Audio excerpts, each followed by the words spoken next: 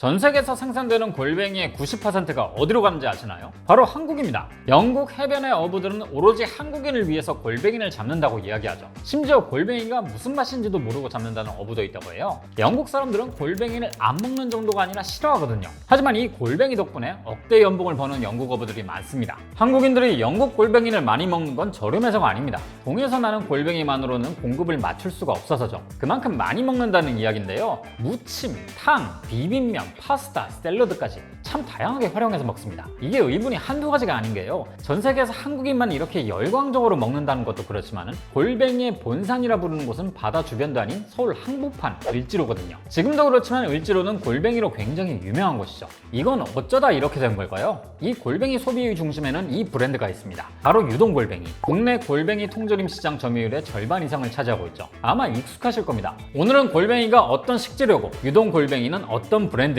또 한국 경제가 흔들리면 파산 위기에 처한다는 영국 골뱅이 어부에 대한 이야기까지 가져와 봤습니다. 저는 김밥이고요. 제가 오늘 떠먹여드릴 이야기, 골뱅이 통조림의 숨은 비밀입니다. 골뱅이는 전복이나 해삼처럼 어떤 생물의 종 이름은 아닙니다. 나선 모양의 껍데기를 가진 연체동물을 고둥이라는데요. 골뱅이는 고둥의 방언이죠. 우리가 일반적으로 많이 먹는 골뱅이는 물레고둥입니다. 보통 동해안 북쪽에서 많이 잡히는데요. 물이 차갑기 때문에 쫄깃하고 담백한 맛을 가지고 있습니다. 지금이야 쉽게 구할 수 있다 보니까 술안주, 식사, 간식 등 뭐 다양하게 즐겨 먹는데요. 원래 골뱅이는 산지 근처에서나 먹을 수 있는 음식이었습니다. 해산물이란 특성상 상하기가 쉬우니까요. 그런데 1965년 한일 협정이 이루어지면서 우리나라와 일본 간의 교육이 시작됐고 이 골뱅이로 돈을 벌기 시작했어요. 골뱅이 수출을 시작한 거죠. 일본 일부 지역에서는 이미 골뱅이를 먹고 있었거든요. 얇게 썬 골뱅이를 간장과 설탕에 졸여 먹거나 초밥에 쓰기도 했죠. 생으로도 수출했지만 보존 기간을 늘리기 위해서 통조림으로 만들어서 수출을 많이 했는데요. 이때쯤 골뱅이 통조림이 처음으로 등장합니다. 일본에도 정말 많이 팔았지만 골뱅이를 진짜 많이 먹은 곳은 바로 을지로입니다. 을지로에서 골뱅이 무침을 만들어서 팔았는데 이게 완전 대박이 났거든요. 그런데 왜 하필 을지로였을까요? 골뱅이의 본산이라고 할 수 있는 을지로 삼가는 옛날엔 주변에 극장이 많았습니다. 그러다 보니 주변 인쇄소에선 영화 홍보물과 포스터를 매일매일 찍어내기에 바빴죠. 여긴 서울 사람뿐만 아니라 다른 지역에서도 많이 왔기 때문에 늘 북적북적했는데요. 알려진 바로는 인쇄를 맡기로 온 디자이너 그리고 편집자들이 일을 끝낸 후에 맥주에다 골뱅이를 먹으면서 유명해졌다고 합니다. 골뱅이 통조림에다 파채와 마늘, 고춧가루, 북어채를 곁들여서 버무리는 음식을 을지로 골뱅이라고 하는데요. 이 메뉴가 바로 이때 탄생했죠. 흔히들 골뱅이 무침이 노동자들을 위한 저렴한 안주였다고 생각하시지만요. 당시에도 골뱅이 통조림은 비싼 음식이었습니다. 골뱅이와 함께 먹는 맥주도 고급 술이었죠. 기록에 따르면 70년대 후반 생맥주 가격은 500원이나 했거든요. 당시 라면 한 봉지가 80원이란 걸 생각하면 지금처럼 가볍게 마시는 저렴한 술은 아니었던 겁니다. 아무튼 골뱅이 무침은 이렇게 아름아름 알려지다가 80년대 들어서 지역 대표 메뉴가 됩니다. 지하철 2호선이 뚫린 뒤 을지로 삼가에 많은 기업들이 몰려들었고 이때부터는 종로와 을지로 직장인들 사이에서 인기 술안주로 자리를 잡게 됐죠. 또 비슷한 시기에 맥주 가격이 저렴해지면서 서민들을 위한 술이 됐고요. 덕분에 골뱅이 무침과 맥주라는 최고의 궁합이 적절한 가격으로 형성됩니다. 더 중요한 건 이런 흐름과 더불어 골뱅이 생산업체들이 급증했고 골뱅이 통조림 가격 역시 저렴해졌다는 거죠. 골뱅이 통조림의 대표 주자인 유동골뱅이가 대중적인 인기를 얻게 된 것도 바로 이쯤부터입니다. 유동골뱅이는요, 유성물산교육 주식회사가 운영하는 브랜드입니다. 1965년 인삼과 한약재 무역을 하기 위해서 세운 곳인데요. 처음엔 한약재 무역으로 돈을 벌다가 72년부터는 수산물 무역에 발을 들입니다. 1972년 강원도 동해시에 오징어채 가공 공장을 세운 게 처음이었죠. 그런데 오징어는 여름부터 가을까지가 어획 기이기 때문에 겨울과 봄이 되면 공장이 노는 거예요. 공장을 쉬게 놔둘 수는 없으니까 74년부터는 꽁치 통조림을 만들어 팔았죠. 이게 유동이란 브랜드의 시발점입니다. 유성의 동해 공장이란 뜻이죠. 유동에서 골뱅이 통조림을 만든 건 1980년의 일입니다. 동해의 자연산 골뱅이라는 통조림을 이때 처음 출시했는데요. 유동에서는 골뱅이 시장이 점점 더 커질 거라고 판단했거든요. 그리고 이 예상은 적중합니다. 그냥 좀 인기 있는 수준이 아니라 불티나게 팔렸거든요. 골뱅이 무침은 을지로뿐만 아니라 전국 맥주집들의 주 메뉴로 등극했죠. 이러니 공급이 수요를 못 따라가는 상황까지 벌어집니다. 골뱅이의 씨가 마르기 시작한 건데요. 실제로 1980년대 후반 이후부터는 그야말로 골뱅이 부족 현상이 고질적인 현상이 되어버릴 정도였습니다. 선주들에게 선수금과 웃돈까지 줘도 원하는 물량을 얻지 못할 정도였죠. 국산 골뱅이 가격은 계속 오르는데 통조림 가격은 마음대로 올릴 수도 없었습니다. 이걸 골뱅이 골뱅이 산지 가격대로 매길 수도 없었으니까요. 그래서 수익성은 계속 떨어졌죠. 이러다 보니 몇몇 제조업체들은 골뱅이를 적게 담아서 팔다가 단속에 걸리기도 했고요. 당시 20여 개에 달했던 골뱅이 통조림 제조사들이 하나둘씩 문을 닫기 시작하는데요. 이때 유동 골뱅이는 재빠르게 해외로 눈을 돌립니다. 해외 산지에서 골뱅이를 조달하는 방법을 찾기 시작한 거죠. 이건 다른 경쟁사들도 마찬가지였습니다. 이때 많은 기업들이 선택한 게 중국과 베트남 골뱅이였어요. 그런데 문제는 여기에서 가져온 골뱅이는 약간 비릿한 맛이 나기도 하고 육질이 무른 것도 많았죠. 탱글한 질감의 국산 골뱅이를 먹던 우리나라 사람들에게 이런 골뱅이가 성에 찰 리가 없었을 겁니다. 다른 산지도 사정은 비슷했죠. 칠레산은 맛이 좀 덜하고 캐나다산은 품질은 괜찮았지만 가격이 너무 비쌌거든요.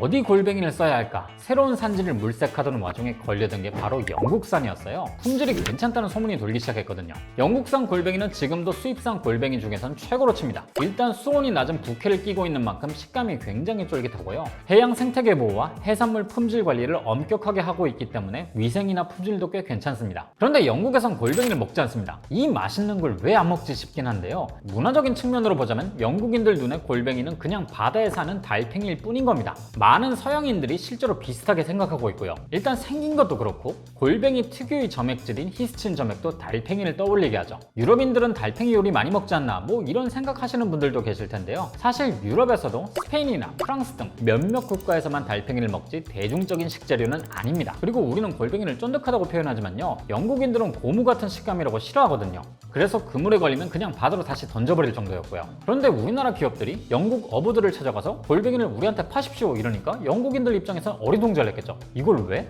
이걸 먹는다고? 대부분 이런 반응이었을 겁니다. 유동 골뱅이는 바로 영국 어부들과 계약을 맺고 영국산 골뱅이를 수입한 후에 통조림으로 만들어 팔기 시작했죠. 영국 어부들 입장에선 이만한 거래가 없을 거라고 생각했을 거예요. 남아도는 골뱅이를 돈까지 받고 처리할 수 있었으니까요. 근데 막상 납품을 시작해보니까 이게 생각보다 수요가 훨씬 많은 겁니다. 한국인들이 이렇게까지 골뱅이를 먹을 줄 몰랐던 거죠. 우리나라 기업들이 요구하는 골뱅이 물량을 맞추려면 골뱅이만 전업으로 잡아야겠다 이런 판단까지 서게 됩니다. 실제로 판은 계속 커졌고 현재도 우리나라에 수입되는 골뱅이의 주류는 영국산이 됐죠. 이후 유동에선 원료의 다변화를 위해서 영국 서부 해안과 비슷한 조건인 바다를 찾아다녔고 이때부터는 더 많은 골뱅이를 수입하게 됩니다. 아일랜드 해안과 노르웨이 해안에서도 골뱅이가 많이 났거든요. 지금도 유동 골뱅이 캔을 보면 영국, 아일랜드, 노르웨이 이렇게 3개 국가가 표시된 걸 볼 수 있습니다. 이렇게 한국 기업들이 골뱅이를 많이 사다 보니까요. 영국 골뱅이 어부들의 삶이 한국 경제 상황에 좌우될 정도였습니다. 영국산 골뱅이가 한국에 들어오기 시작한 게 1993년인데요. 이때부터 영국 현지에 지어진 골뱅이 가공 공장만 20개에 이를 정도였어요.